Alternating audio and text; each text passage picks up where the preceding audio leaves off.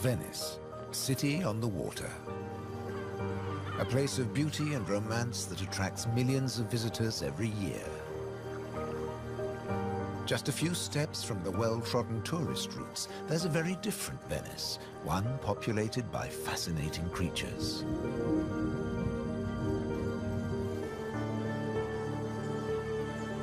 This film explores a Venice that few people ever see, a city that has a surprising double life.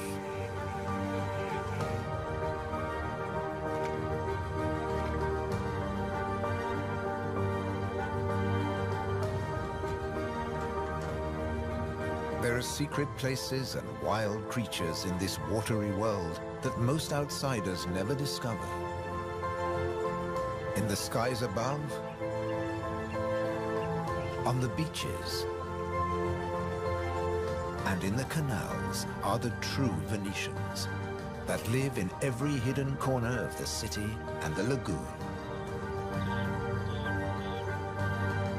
Wild Venice is their home.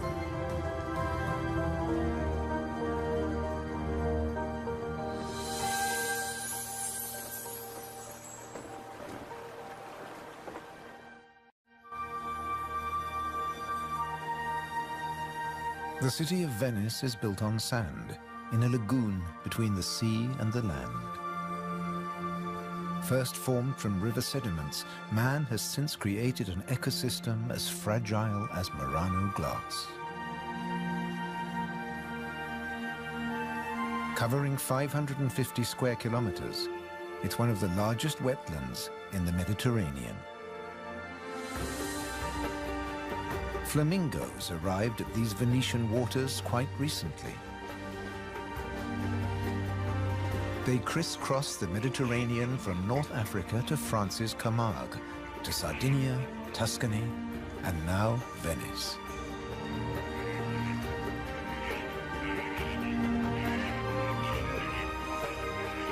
They feed on vegetable matter and small creatures they find in the mud of the lagoon. In the shadow of Venice, the lagoon is the northernmost flamingo habitat in Europe.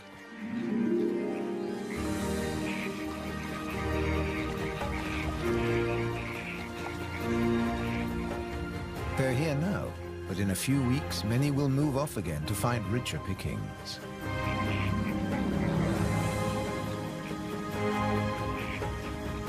Their takeoff may look clumsy, but once in the air, their flight is balletic and elegant.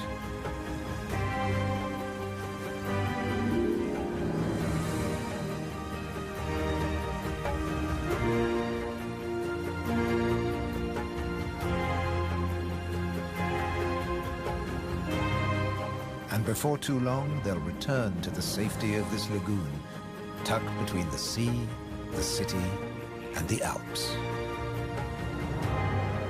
The distant peaks helped form the lagoon. The mountain streams washed their rocky sediment towards the sea to make this habitat.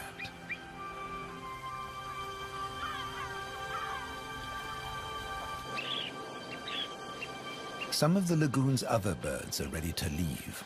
Dunlin, small waders, fed well in the rich mud.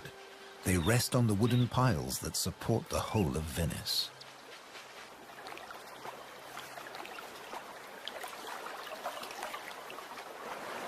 It's spring, time to head off to their northern breeding grounds.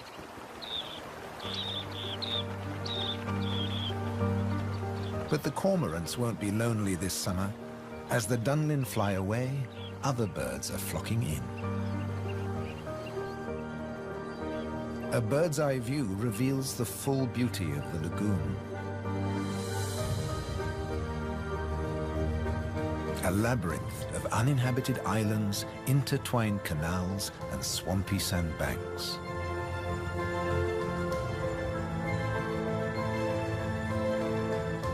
These marshy wetlands are known as the Barene.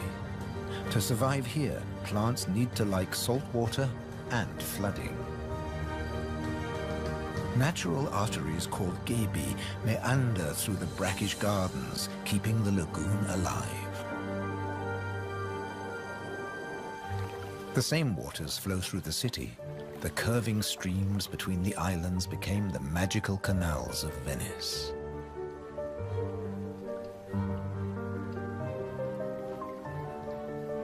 This is the city of bridges.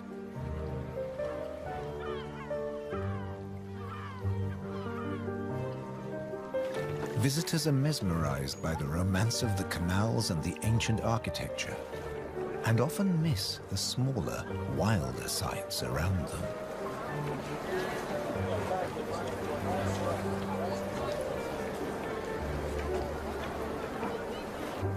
These mussels are true Venetian natives. And now, in spring, they're breeding. The males spawn into the water, and each female produces up to 10 million eggs.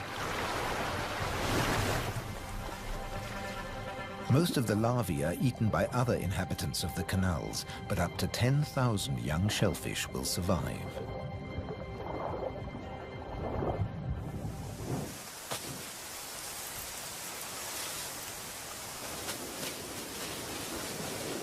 Just beyond the city, colonies of birds are breeding too. But a hazard of urban nesting is constant disturbance.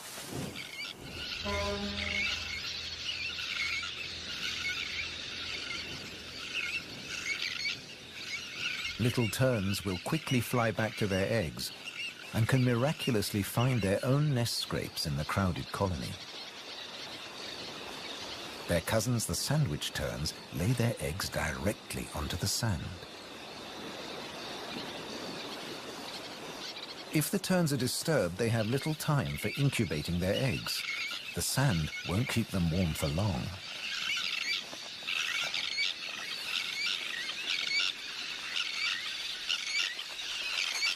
And left out in the open, they could be an easy target for predators.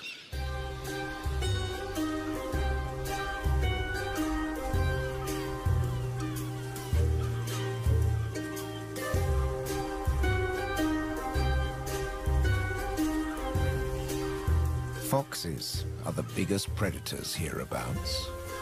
But from the air, he's easy to spot. The birds make it known he's not welcome anywhere near their nests.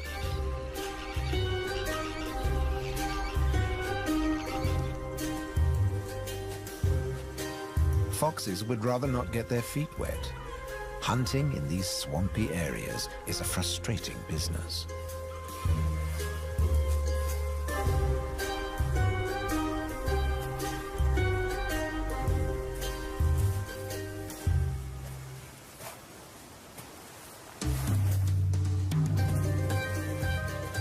The grand leap disturbed another nesting bird.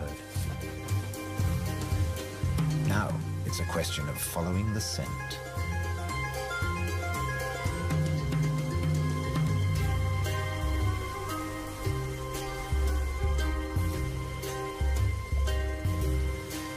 A welcome snack.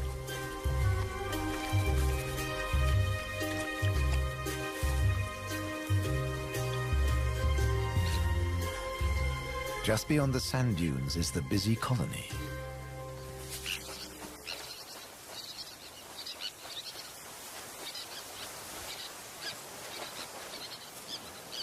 In this mixed neighborhood, a pied avocet is brooding next to the sandwich terns.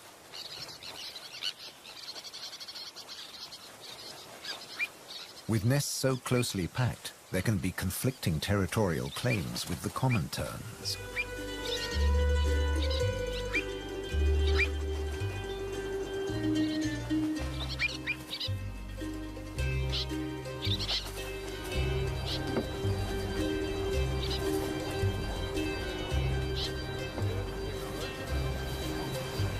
But the avocet stands his ground.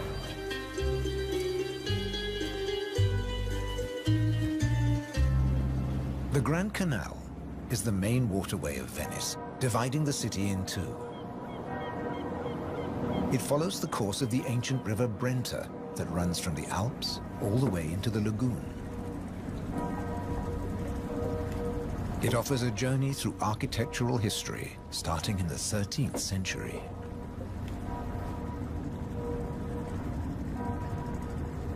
The banks of the Grand Canal have other surprises to offer, like Palazzo Malipiero's Rose Garden.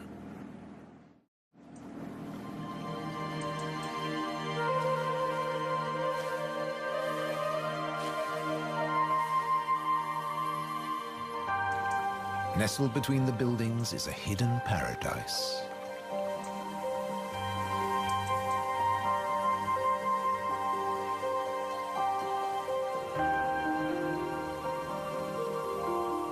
Now owned by a modern-day countess, it has been restored to its full glory, and no detail has been left to chance.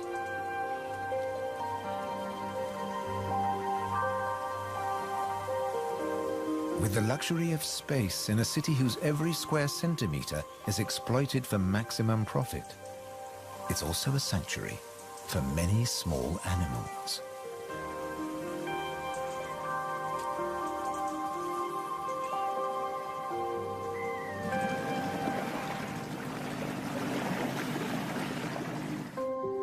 Every day, more than 50,000 tourists visit Venice. When the sun begins to set, the city's waterways empty. Venice belongs to the wild Venetians.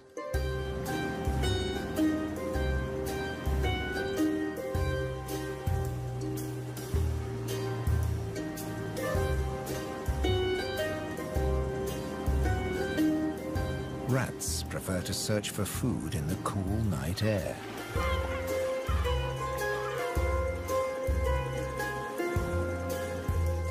But they're not alone.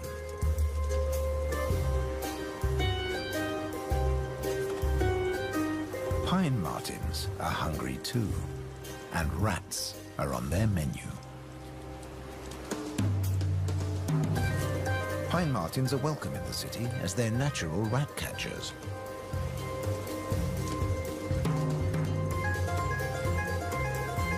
Agile with a keen sense of smell, they can find and follow any rat.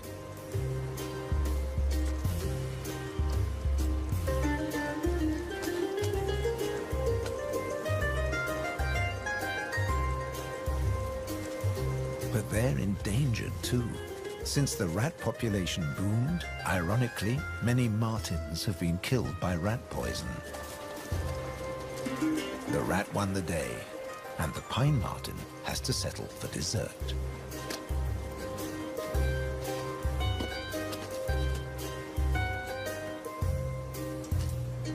Not such a sacrifice, as pine martens are omnivores. Both meat and veg are on their menu. And sometimes the vegetarian meal is an easier option.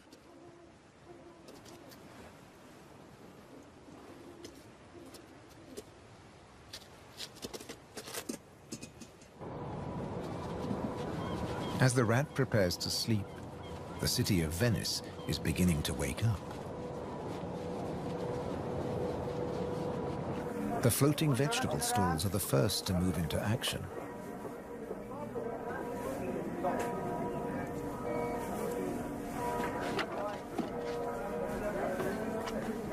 Soon these silent waterways will become busy highways again. In the 18th century, over 8,000 gondolas navigated the Venice canals. Now there are only about 400 left. Life in Venice may be moving with the times. But one thing never changes. It dictates the daily rhythms of the city and the lagoon. Twice a day, the tide rises and falls as seawater washes in and out of the lagoon.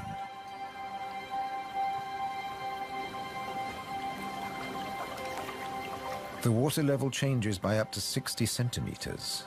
Smooth lakes disappear into swampy wetlands, only to return hours later.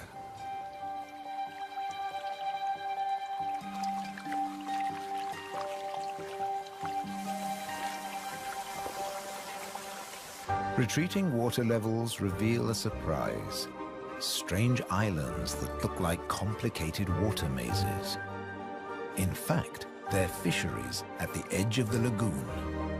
known as the Valle da Pesca.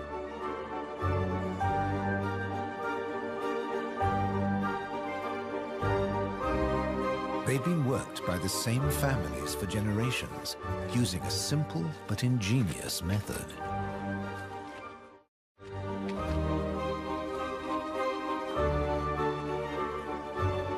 Nets are lowered into the locks that span the water channels.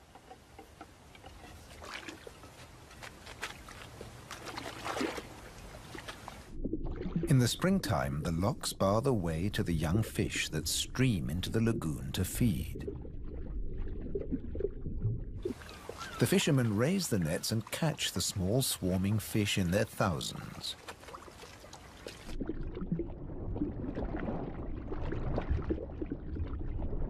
It's easy to scoop them out, but these fish are not for eating.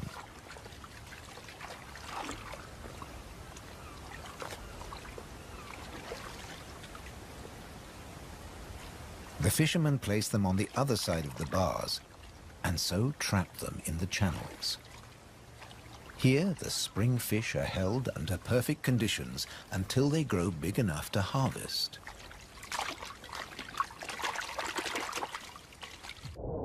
In the autumn, when the fish try to return to the sea, they're simply netted again.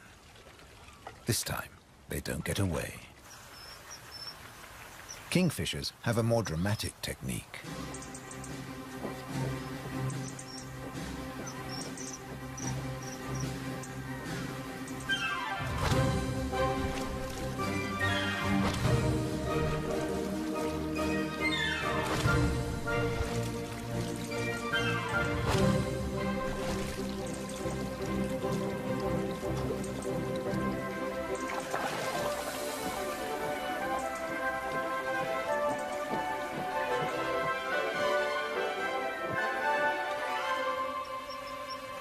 They catch up to 20 fish a day, but need even more if they have nests with hungry growing chicks.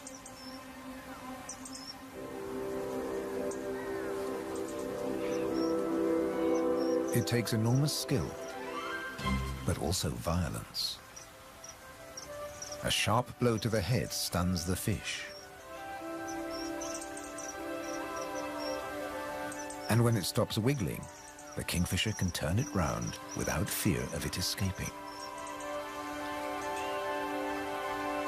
The scales and fins of the fish need to be in line.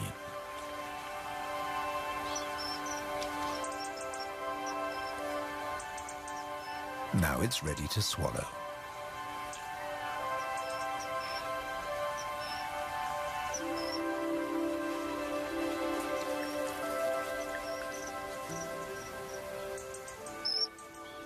These shallow, brackish waters at the edge of the lagoon are perfect hunting grounds for a kingfisher.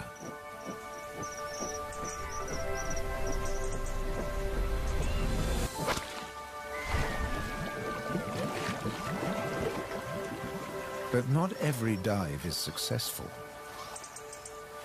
They'll snatch the odd insect in the air, but 95% of the kingfisher's catch must be made underwater.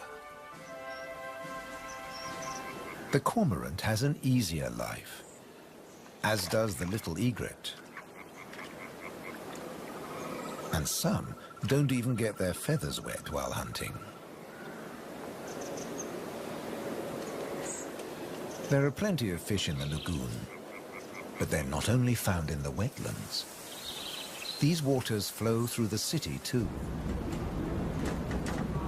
And there are fish to be caught in the canals. Beneath the bustling jetties of the famous vaporettos or water taxis, wildlife flourishes. Even here, the little egret can fish where the water is deeper and turbulent.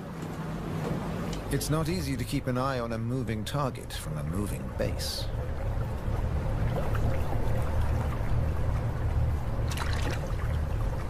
But persistence and patience pay off.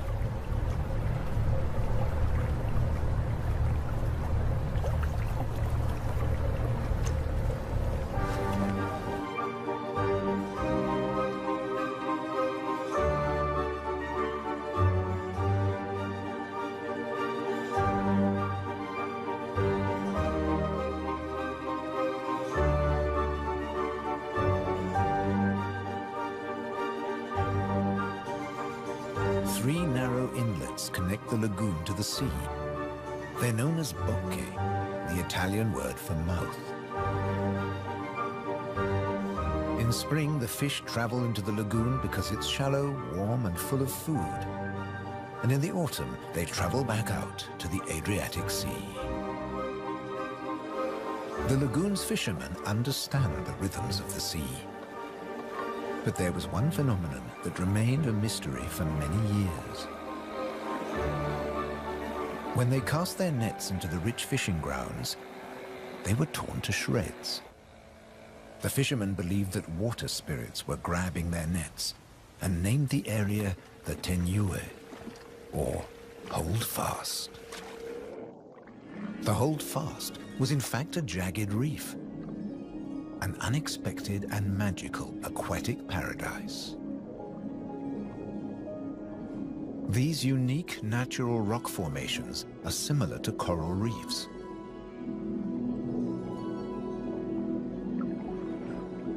They're home to all kinds of remarkable creatures.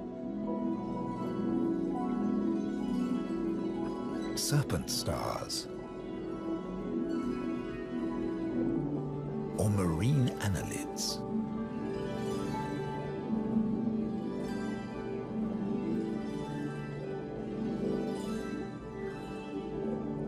This precious area is now protected. Fishing is forbidden, diving strictly regulated.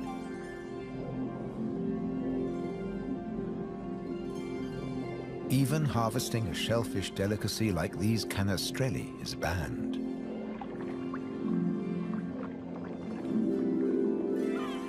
The city of Venice is lucky to have rich fishing grounds on its doorstep. The catch is seasonal, and in spring the fish are small.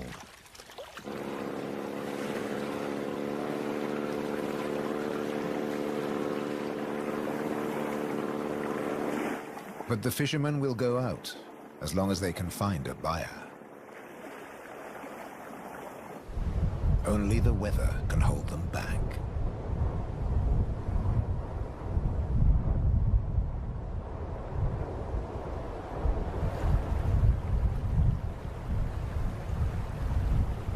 City and wetlands are both at the mercy of the elements. A storm is heading towards the lagoon. When rain-bearing clouds build up against the southern face of the Alps, and when warm southerly winds whip up the sea, water is driven into the lagoon, flooding the city and engulfing the swampland.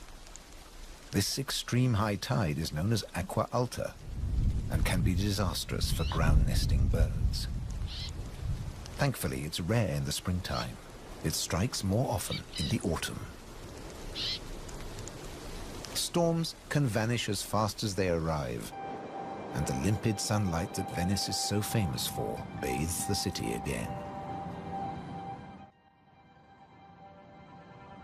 In early summer, Venice teems with tourists. The Bridge of Sighs is a popular attraction, but few visitors realize that real Venetian life is happening just a short distance away. In the Giardini, a spacious and peaceful city park, there are some surprising residents.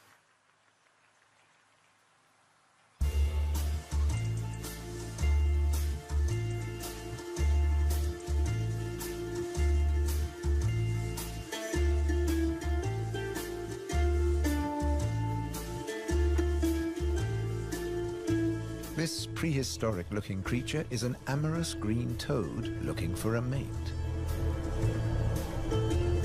After all, this is the city of romance.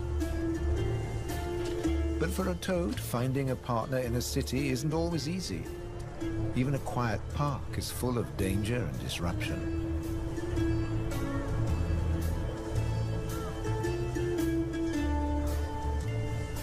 On the plus side, few of the park's visitors notice the presence of the toad, as it blends in so well with its surroundings.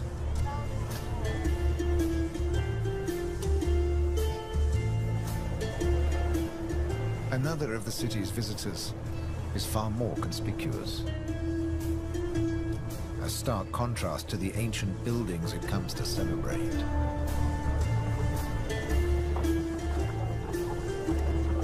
and a danger to the fragile city. The toad at last finds a more secluded waterside spot. Soft light, gentle fountains, the perfect place to mate. Venice is full of secret places hidden away from the main tourist routes. A traditional gondola repair shop nestles between the city's Zattere and Dorsoduro districts.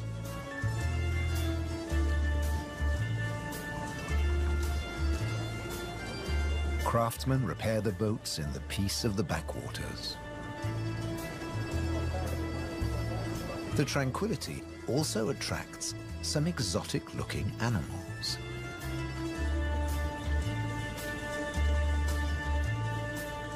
Geckos are not native to Venice, but they've settled in well here.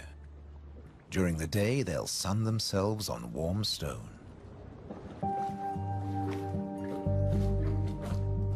They're waiting for nightfall, when the insects they eat will emerge. And in the golden light, birds that hunt geckos settle in for the night. Terns fly back to the safety of the colony, and others enjoy a final bath. Evening always brings a measure of peace to the city. The Grand Canal is now very quiet, a perfect time for the gecko.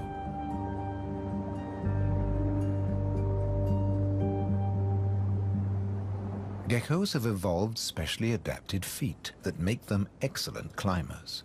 Their toes are covered in millions of tiny branched flaps with incredible adhesive power, so they can grip and climb the smoothest surfaces, even glass. The city is empty now. The Grand Canal is deserted.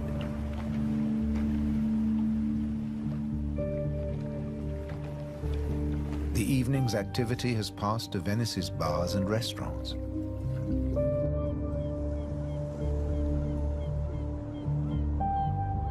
By the time the tourists are safely tucked up in their beds, the city is like a ghost town. Almost. A rat has ventured out to make the most of any scraps left behind. He must take care not to become a meal himself. Owls on the prowl. One little owl is distracted by bright lights. There's nothing here but fruit. No good for the owl.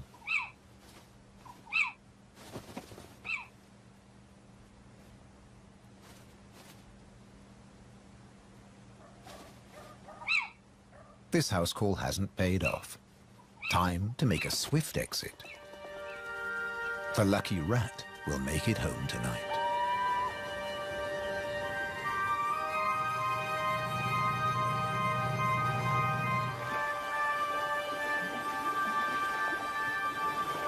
Cormorants bask in the morning sun.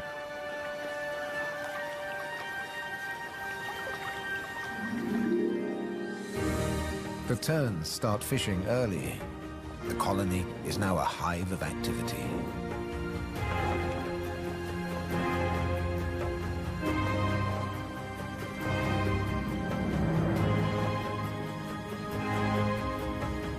The first chicks have hatched. Exhausted from the effort of breaking out of the egg.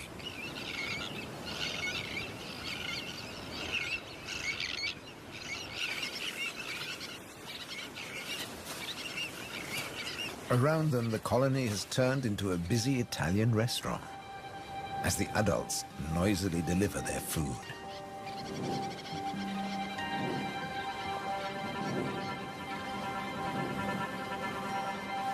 The chicks blend in well with the sand. Their cries for food are a new and insistent sound on the beach.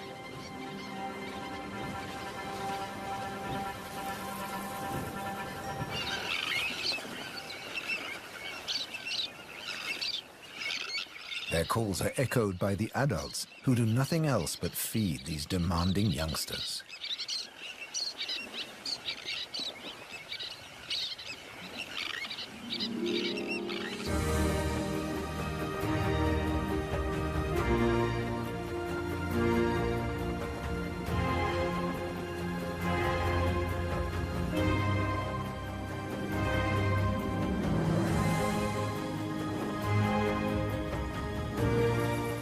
It's hot and humid, and the lagoon is at its most beautiful. The hot summer months are the quietest for the fishermen. They take advantage of this time to mend their nets. They work and even sleep here, with spectacular views of the surrounding wildlife.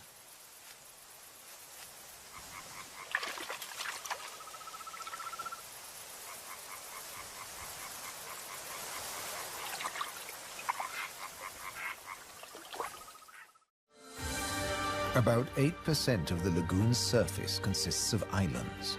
20,000 people once lived on Torcello. Now only the cathedral tower remains. Burano is known for its colorful buildings. San Francesco del Deserto is home to a Franciscan monastery. The island of Madonna del Monte is being swallowed by the lagoon, but the ruins of its monastery still stand proud.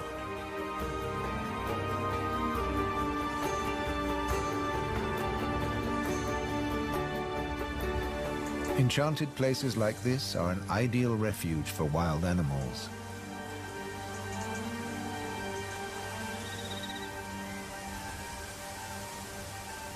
And the island's ancient monastery has some new inhabitants. The ruins are the perfect place for kestrels to nest.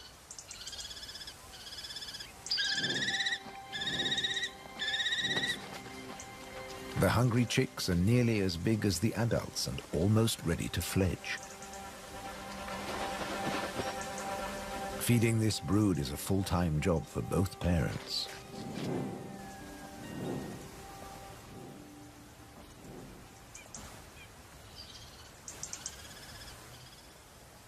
Finally, curiosity gets the better of the young birds and they start to emerge from their hiding place.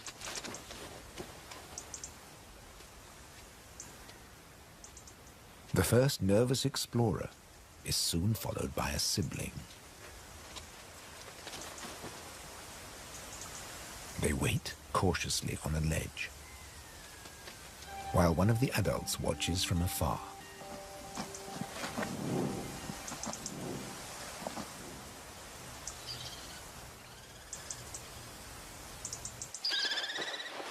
Their mother returns with food, and the young kestrels jostle to get to the front of the queue.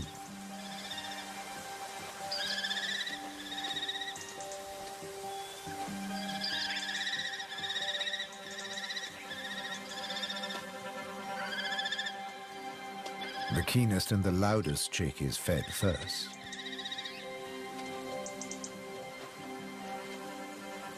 Soon the food parcels will stop. It's almost time for the young to leave the nest and fend for themselves.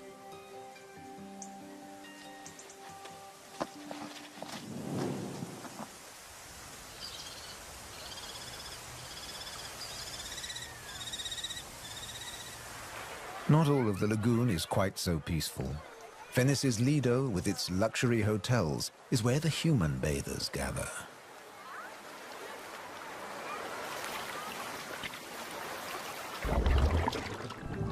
But even here, you can find wild beauty and tranquility.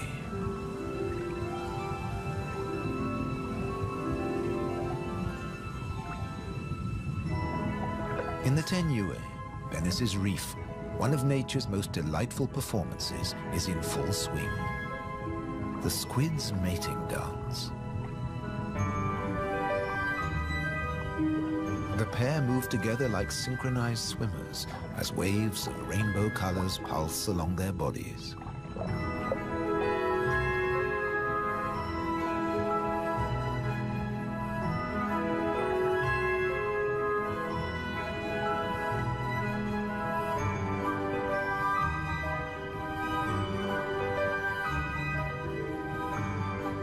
It's like an underwater version of the Venice Carnival. Complete with face masks and disguises.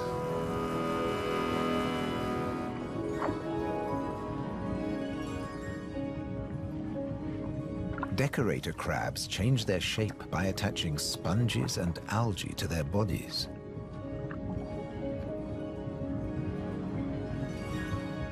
These bizarre disguises are excellent camouflage. The crabs creep past their neighbors and predators like living rocks from the seabed.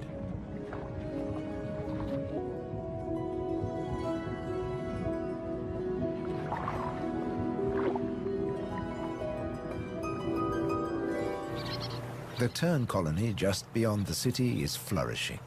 The chicks have fed well and are strong and healthy.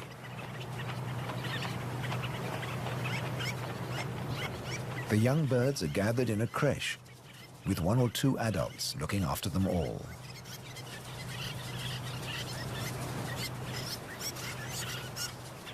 Today's lesson is elementary flight. But the teacher's demonstration is over in a flash.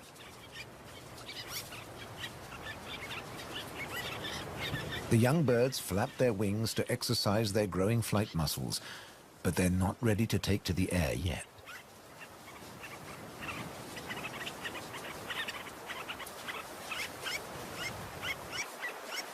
Before long, they'll be flying as well as their parents. The young kestrels are also preparing for takeoff. They bravely take the plunge and launch themselves into the air.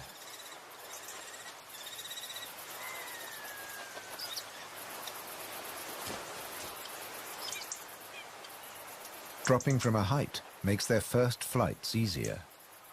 Once in the air, they're in their element and can glide and flap back to safety.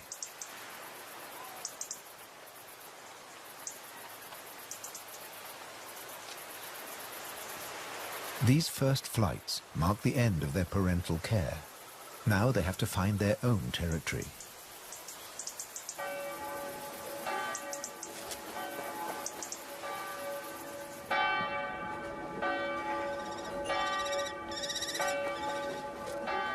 One of the kestrels has made its way to the nearby island of Burano. It's unlike the remote nest site, but it still has everything the kestrel needs. Just like the ruins, the brightly colored walls offer protection.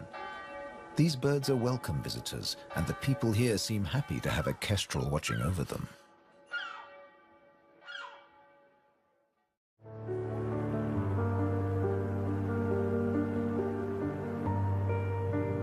Autumn has arrived, and the wetlands once again change color.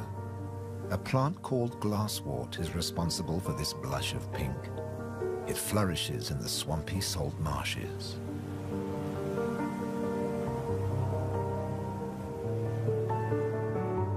The first autumn mists mark the end of summer. The bright, humid days give way to cooler, grayer hues. The sea and the sky seem to merge into each other. Now in September, the sea is generally calm. But from the autumn equinox, there are high tides. And sometimes, Venice floods. For now, the water is still and shimmers like liquid mercury. When the temperature drops, the beaches are finally too cold for tourists. Animals better equipped to bear the chill reclaim them. A hungry fox sniffs along the shore looking for food.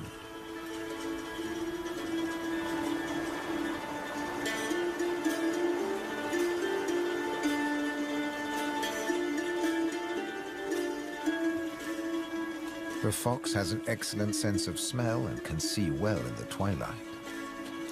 It has picked up a strange scent. Something smells good to eat. But quite where this food is hidden is a mystery.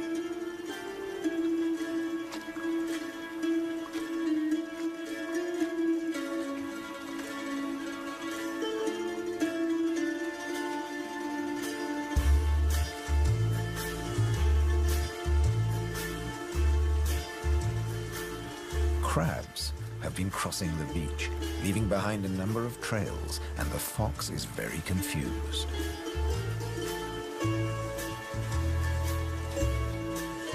Finally, it follows its nose and comes face to face with a crab.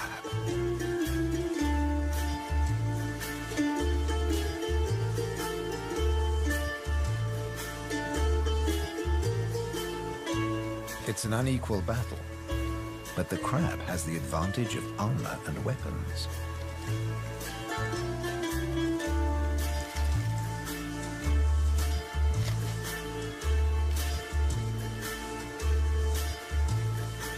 This meal is more trouble than it's worth.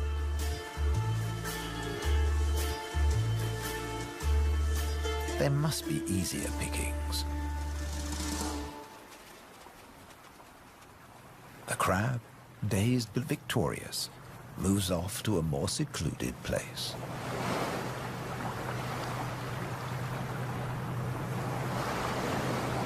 More crabs congregate on the shoreline looking out to sea.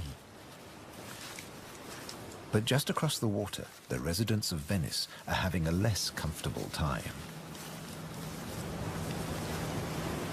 The waters of the lagoon are creeping into the city.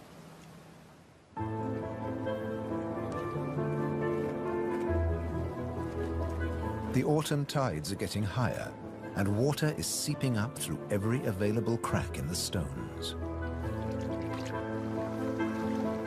The threat of acqua alta, the extreme high tide, is increasing every day. A combination of rising tides and the Scirocco winds cause this extreme event, and the rain just adds to it. Much of the city is only just above sea level, so there's very little to stop the floodwaters. This may look like a swimming pool, but it is in fact St. Mark's Square. Fortunately, this only lasts a few hours. Soft winter fog wraps the landscape like a blanket and brings the year to a close for Venice and its beautiful lagoon. The visitors have marveled at its sights, but many have missed the most fascinating wonders of all, the wild side of Venice. The city is empty now, but visiting season for the lagoon never ends. As one creature leaves, another takes its place.